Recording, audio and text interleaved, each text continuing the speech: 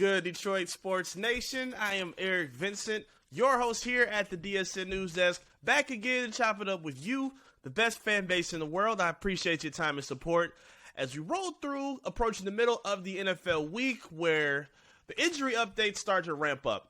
So fresh off of their loss against the Vikings with Week 3 action, the Lions have some pretty significant names on their injury report now. At least as if they didn't have enough already. Now they just added Tracy Walker, who's done for the season.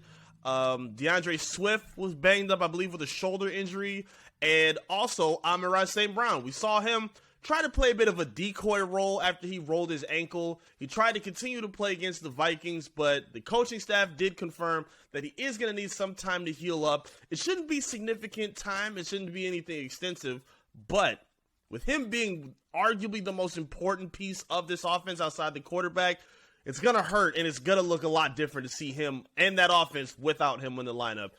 And this is where I'm kind of getting a little bit worried, because these kind of losses that they suffered mean that much more when you're dealing with an injuries of these magnitudes. When you're losing your star safety, when you're already thin at receiver. I think Reynolds went down as well, Josh Reynolds. And then DeAndre Swift, who's been in and out of the lineup with injuries already to start in just 3 weeks. When you lose, it makes those injuries that much worse, because at the very least, for a team that's young and trying to build continuity, momentum, and confidence, you want to be able to withstand adversity by at the very least getting out alive with the victory. You're going to lose your guys. You're going to go through injuries. That happens in the NFL. No team goes through a season without getting hurt. No team goes through a season with playing 16 or 17 perfect games. It just does not happen. You're going to go through waves and ups and downs. But you got to show that you can get through that adversity with victories. We've seen too many years and too many seasons where the Lions have come close and you're almost there and they fought and they did this and they did that. But when you shoot yourself in the foot or you cost yourself games, none of that matters. None of that matters. And this is going to be a very pivotal moment to see how this coaching staff, which is already up against it at this moment, which has already created some doubt in the mind of fans and, whatever else we've seen. This is where they really got to start proving themselves. Even with this cushy schedule that they have coming up, you cannot fumble no loss against the Seahawks. You should go beat the Patriots the week after. These are the games they have to win. You blew a game that you maybe weren't expected to win, but it would have been so much more significant if you did get that victory. You can't go off on a stroll now where you're losing the teams that you should be beating, and you're losing your guys and some of your most important players to health concerns. Now, something I am optimistic about is from what we saw last season, the Lions did a pretty good job of playing through injury. Tracy Walker missed a lot of time last year. They missed a lot of time with Jeff Okudah. That's where we saw guys like Owarie and Jerry Jacob, who's supposed to be coming back pretty soon. We saw a lot of those guys get opportunity to play well and prove themselves, and they did a lot better than expected. I mean, I'm not saying they were Jalen Ramsey or some locked out performances by saying that, but they did a lot better than expected. I think the coaching staff, guys like Aaron Glenn, we've even seen it with the offensive line with Hank Fraley. They've done a good job at even using their rotational pieces as productive players. They're not just coming in and, getting folded and tossed around and embarrassed and slowing down the continuity of their team. The players have done a good job filling in for the injured pieces within the team. So I am positive and hopeful that they'll be able to keep that going.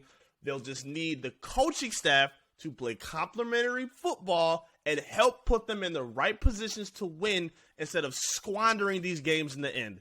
This trend cannot continue. I saw everybody on social media. We're tired of hearing SOL. We don't want to hear same old Lions again. I know you don't. But guess what? I don't want to see SOL performances anymore.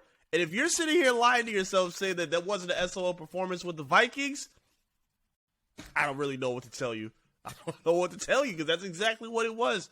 That's everything that it was. When the Lions are shooting themselves in the foot and drawing up their own mistakes and giving their opponents extra opportunities to win and making unnecessary mistakes to create a window to lose, even with something like a double-digit lead, that's SOL.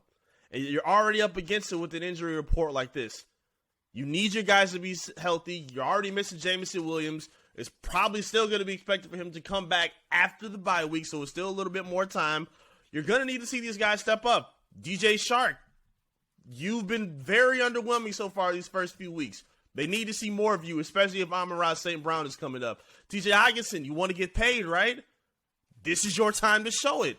You have to be that number one intermediate guy if Amon-Ra St. Brown is going down. He can't be getting targeted 10, 12, 15 times a game. I know the Lions use him in that Cooper Kupp type role where they line him up everywhere and put him in a lot of different opportunities to be productive. But he's going to need some help sooner than later. When he starts getting bracketed and when he's unfortunately getting hit as much as he is, you need other guys to step up. It can't always be a bunch of drops from DJ Shark. It can't be your tight ends catching 2 passes in the first quarter, even if it's a touchdown, and then he disappears for 3 more quarters after that. You can't have that. You cannot have that. Again, we don't know what's going on with Josh Reynolds yet. They haven't confirmed if he's going to be okay or playing, so we're still waiting for those updates. The bottom line is, Lions got a lot to prove, and hopefully they can get healthy sooner than later. But let me know how you're feeling about where the Lions are right now. Talk to me in our comment section below. What you feeling about where the Lions are in terms of their health, in terms of the outlook of the season? They seem a little uncertain. They're teetering right now, and I'd love to hear your feedback from the fan base as well. Let me know what you're thinking. Of course, subscribe to the channel. Help us get up to 5,000 subscribers. Of course, hit us up on our social media pages. As always, Facebook, Twitter, Instagram, TikTok, all of that good stuff. Search and follow Detroit Sports Nation so we can keep here with you with this amazing content. Of course, be sure to check out our website too, DetroitSportsNation.com. Plenty good write-ups in our editorials. And of course, we got swag that we are selling to give it away as well. Awesome gifts and awesome cool stuff for you to check out with t-shirts, hoodies, mugs, hats.